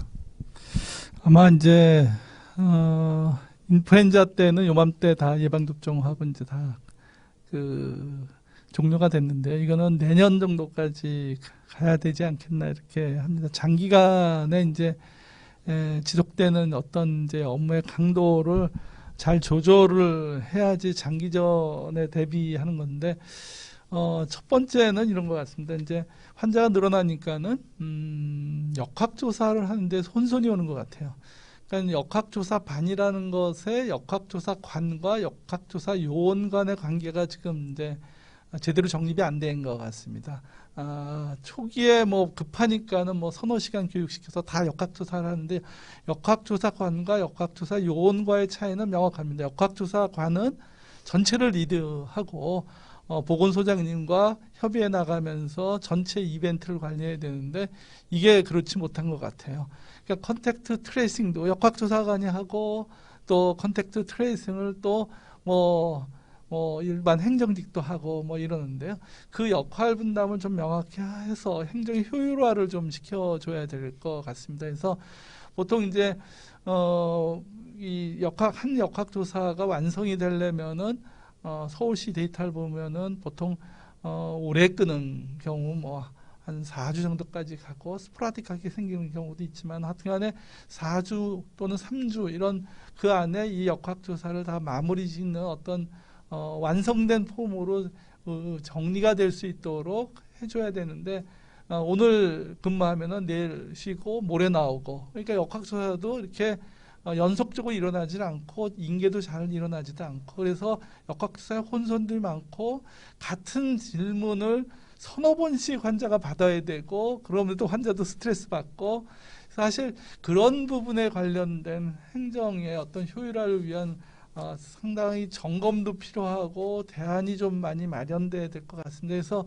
서울시가 급하게 이제 역학조사반과 역학조사관을 교육시키는 이제 전략을 짜서 지금 진행 중인데 그런 부분들 행정에 관련된 어떤 체계를 좀 잘 잡아서 어떤 번아웃에 쓸데없이 이제 반복적인 일을 하지 않도록 해주시는 게 필요할 것 같고 두 번째 아까 말씀드린 데 일의 우선순위와 경중을 가지고 해야 되고 테크닉하게 난이도를 따라서 일을 배분을 해줘야 되는데 그런 지휘 체계가 지금 없는 것 같습니다.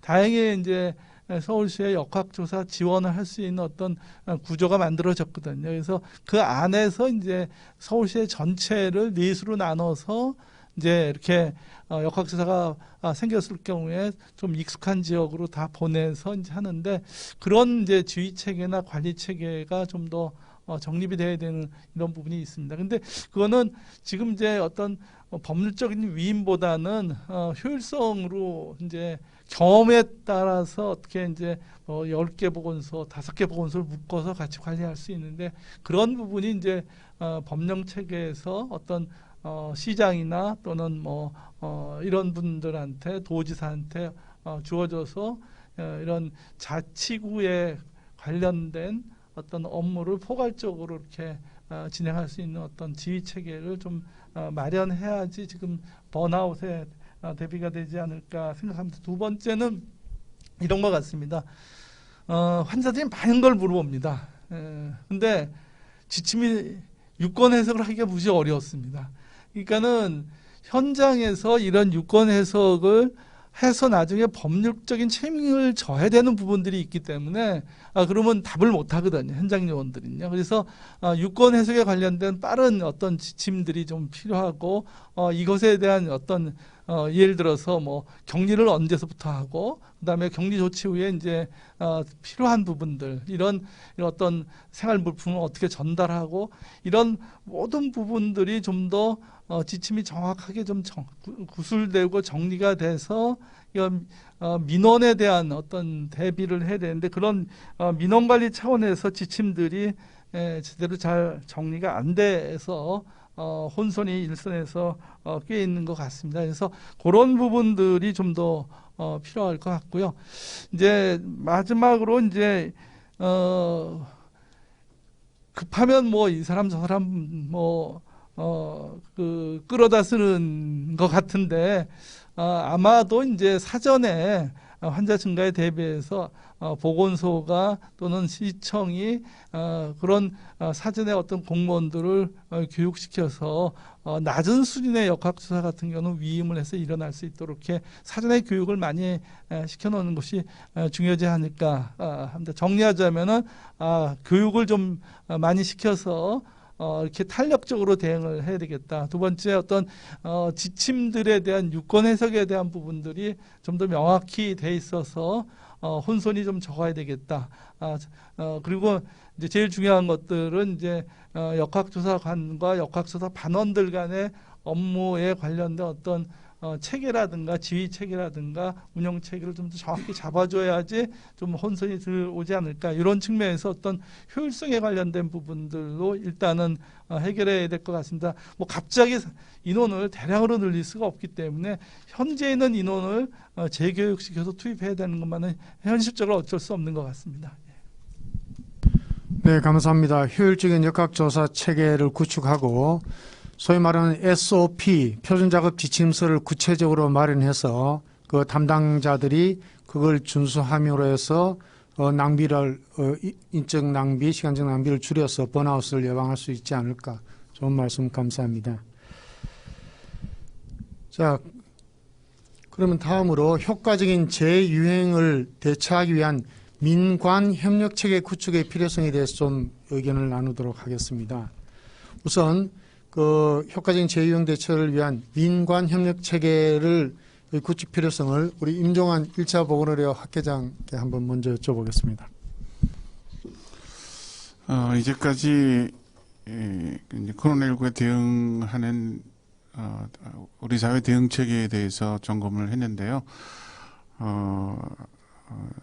점검된 내용들 부분에 있어서 1차료가 제 역할을 못한다 하는 부분들이 일반적으로 얘기가 많이 나오는 것 같습니다. 지금의 위기 상황 속에서 1차료가 이 감염병 대응에 대한 굉장히 중요한 첫 번째 대응 기반이 돼야 되는데 이제 그렇지 못하다. 오히려 1차료가 점점 존재감이 없다. 이런 구조죠. 보면은 그런 부분이기 때문에 제가 보기에는 그동안 1차료에 관련되어 있는 이 정책 방향, 그러니까 만성질환 관리나 또 지역사회에서 여러 가지 건강 위기에 대해서 대응할 수 있는 1차료의 역량을 강화하는 근본적인 정책이 나와야 되는데 그런 것이 없는 상태에서 결국엔 1차료가 굉장히 취약하는 구조로 만들어졌고 지금 같은 상황 속에서 제 역할을 못하는 상황들이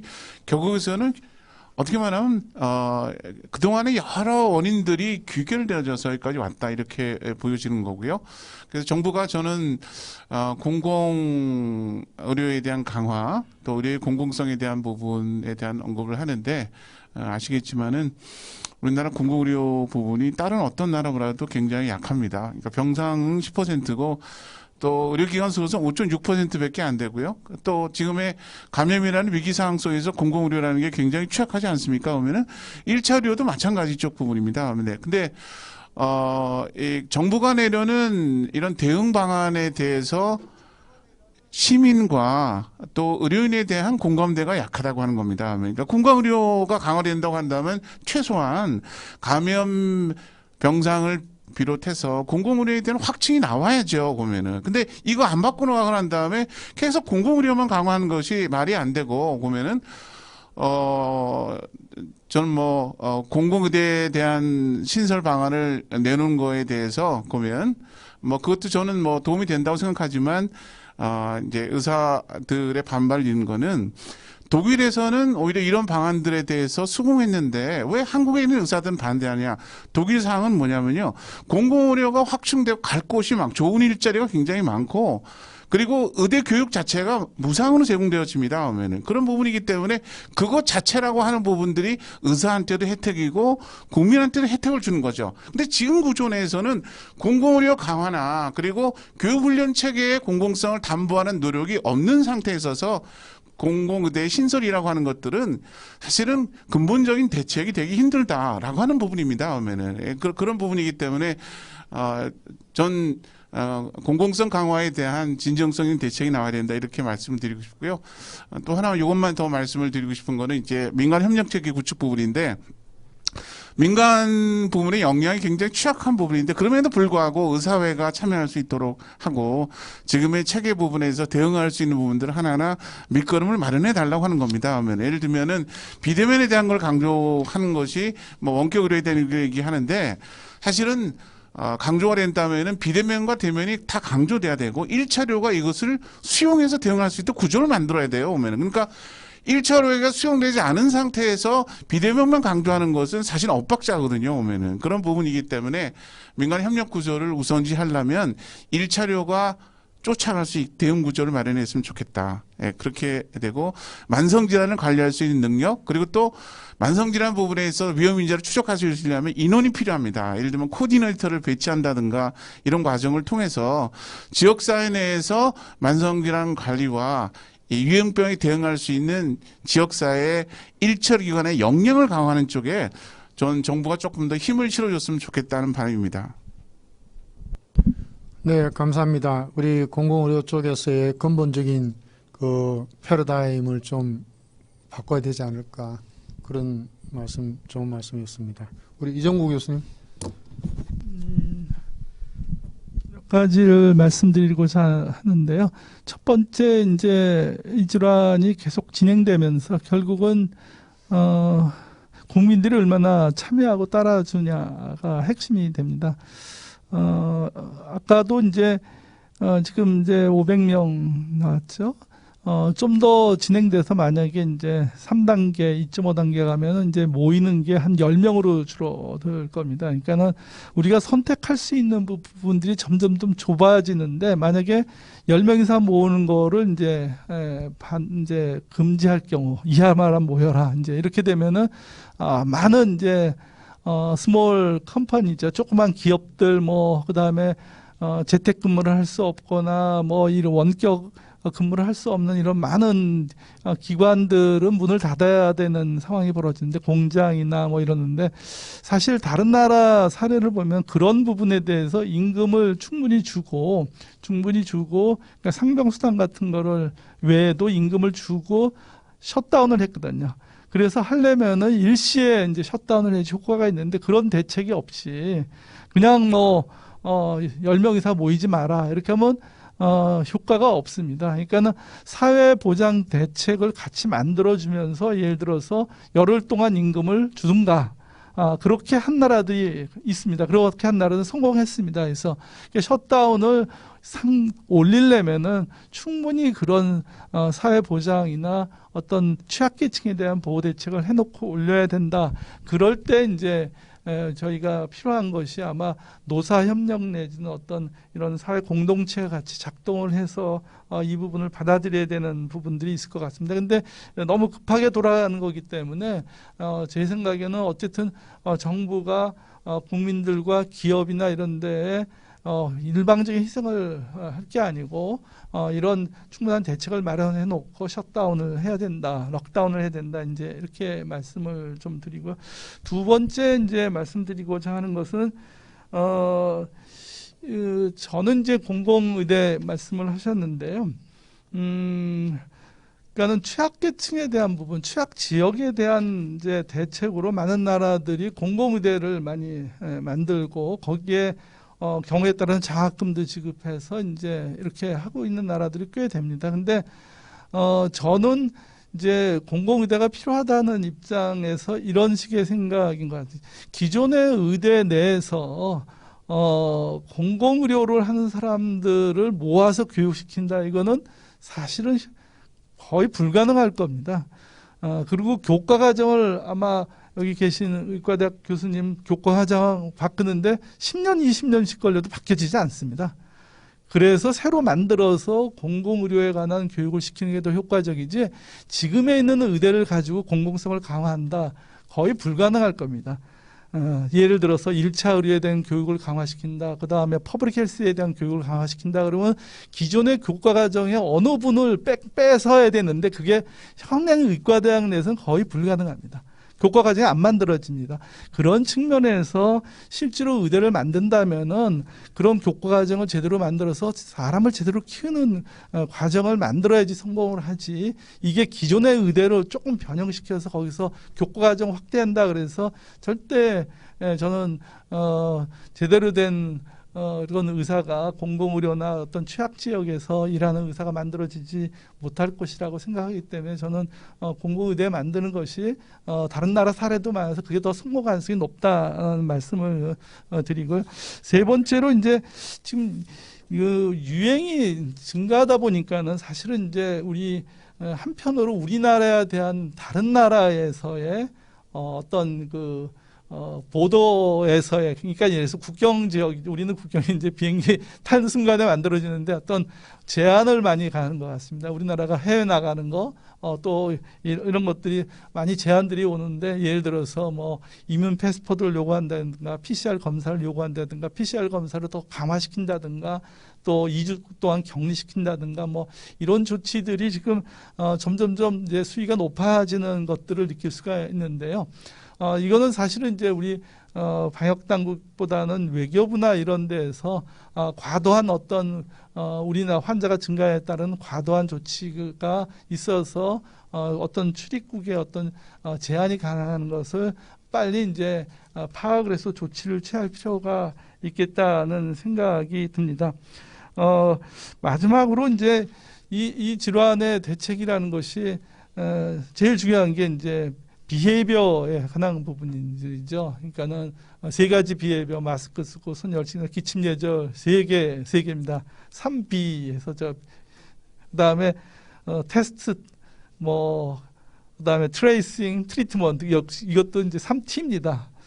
그다음에 우리의 소셜 디스턴스가 레벨을 3개를 만들었는데 이건 3B 정도. 제가 어떻게 뒷글자를 모으면 BTS더라고요. 요새 한창 유행하는 방탄의 근데 개념이 딱 그래서 9가지 믹스가 있을 거거든요. 이런 우리 이 정책의 패키지들이 이제 이렇게 조화롭게 이루어지는데 이런 상품화도 우리 이제는 KT 방역이란 말들이 우리보다 더 잘한 나라들이 많이 나타나고 있기 때문에 KT 방역 가지고 어떤 득세를 할 시점은 이제 지난 것 같습니다. 좀 더 창의적이고 또 이런 대책들을 만들고 우리나라의 국민들 실질적으로 잘 관리할 수 있는 아이디어들을 많이 모아서 민간 협동에서 이런 일들이 논의되면서 대책을 세워야 되지 않을까 이런 측면에서 말씀드리고 특히 이제 앞으로 이 논점은 다 백신으로 이제 귀결됐거든. 치료제 개발되고 백신 하면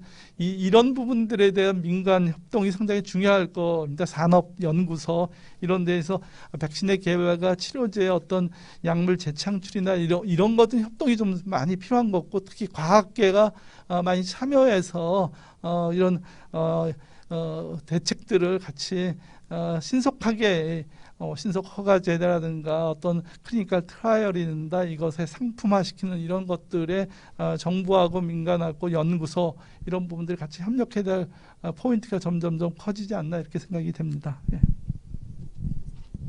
네, 감사합니다. 굉장히 포괄적으로 언급을 해주셨는데요. 아까 우리 임정환 교수가 이야기한 공공의대에 대한 입장과 우리 이종구 교수의 입장이 조금 상충되는 것처럼 청중들이 받아들였을 것 같은데, 그거는 오늘 주제하고는 좀 벗어나서 다음에 또 다뤄야 될 굉장히 큰 주제라고 생각을 합니다. 지금 이종구 교수는 학생교육 의과대학 관점에서 이야기하신 거고, 임정환 교수는 그 이후에 배출될 상황에 대해서 사회적인 전체의 입장에서 봐야 된다는 그런 입장 차이가 있어서 오늘 조금 적절하지 않은 것 같고요. 그다음에 민간 협력 체계 중에서 특히 백신과 치료제 개발에 대해서 민간의 협력 지금 굉장히 열심히 추진하고 있고, 대통령께서도 끝까지 지원하겠다라는 선언을 했기 때문에 전 세계적으로 뿐 아니라 우리나라에서도 백신과 치료제 개발 열심히 하고 있습니다. 그래서 좋은 성과가 나오길 바라고요. 끝으로 지금 우리나라가 노인과 급증하면서 보건소에서는 이제 방문 진료 이런 것들이 소위 말하는 재택 의료라고 할 수 있는 그런 것들이 좀 일부 도입됐지만 아직 우리 1차 의료기관에서 왕진이라든지 이런 것들은 지금 하고 있지 않은데, 유럽에서는 코비드-19 유행에 따라서 재택 의료가 굉장히 많이 이제 활성화되고 있다고 합니다. 그래서 우리나라에서 이러한 이제 재택 의료 체계를 도입하는 것에 대해서 짧게 우리 이종구 선생님 의견 좀 주시기 바랍니다.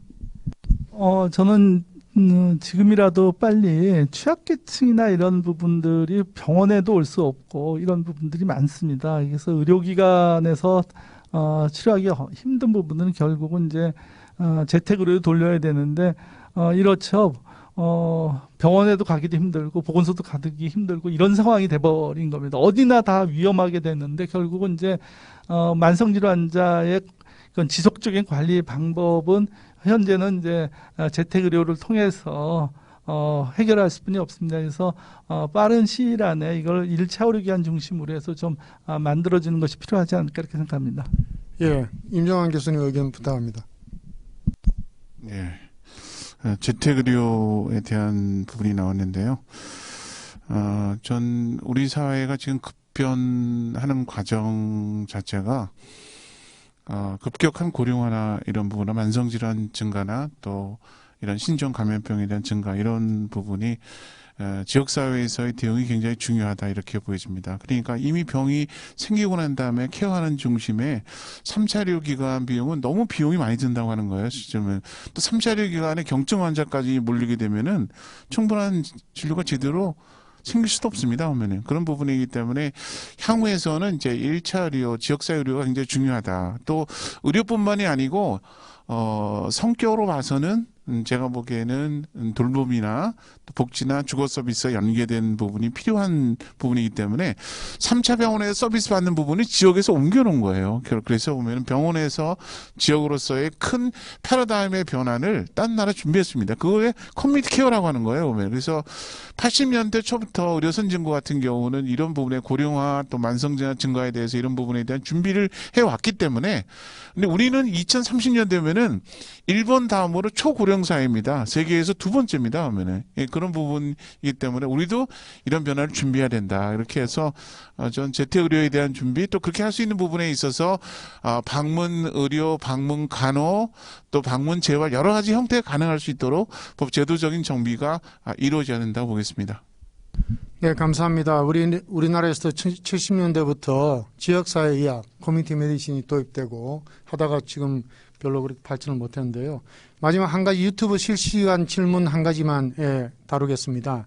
코로나19, 코비드-19으로 상기도 감염과 발열 환자에 대한 무기력, 복걸복 대수로 1차 진료 붕괴가 우려됩니다. 우선적으로 신속 항원 검사를 1차 진료기관에서 사용할 수 있도록 허가해 주는 것에 대한 의견을 부탁합니다. 이재갑 교수님 부탁합니다. 여기서 신속항원 검사는 아마 코비드 19에 대한 신속항원 검사 같은데요.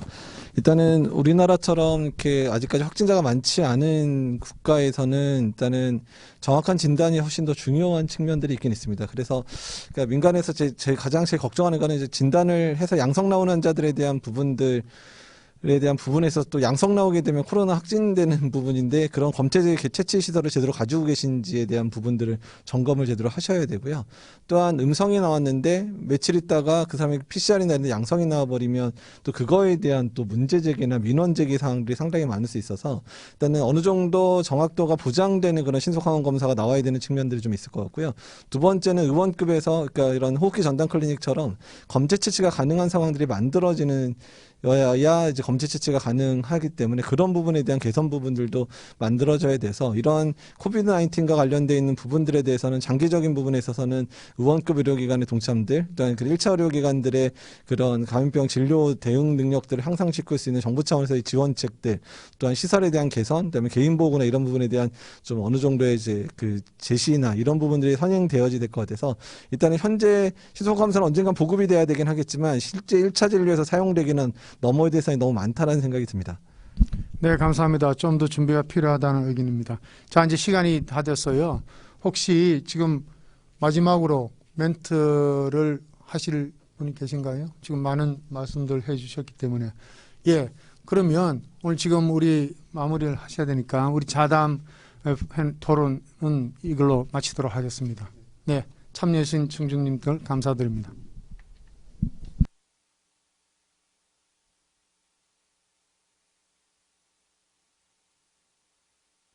오랫동안 고생하셨습니다. 그러면은 대한민국 의학관리원회 임태환 회장님의 마무리 말씀을 듣겠습니다.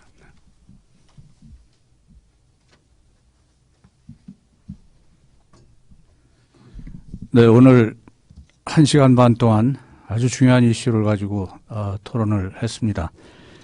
기존의 강의 형식으로 진행한 것보다 훨씬 알찬 내용의 얘기가 나왔다고 저는 생각합니다. 요약하자면은 지금 현재 우리를 위협하고 있는 소위 우려가 현실이 된 3차 대유행의 문 앞에 서 있는 것 같습니다.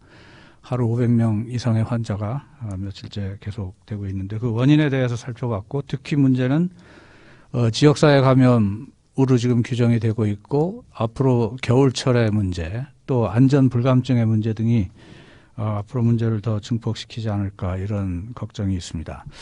또 한 가지 이 시점에서 이제 매스 스크리닝을 어떻게 하는 게 좋겠는가 했는데 모든 국민을 다 검사하기에는 역량도 부족하고 또한 검사법 자체의 정확성 등등도 제고할 필요가 있기 때문에 취약계층을 중심으로 하는 것은 어떤가 그런 의견도 있으셨고요.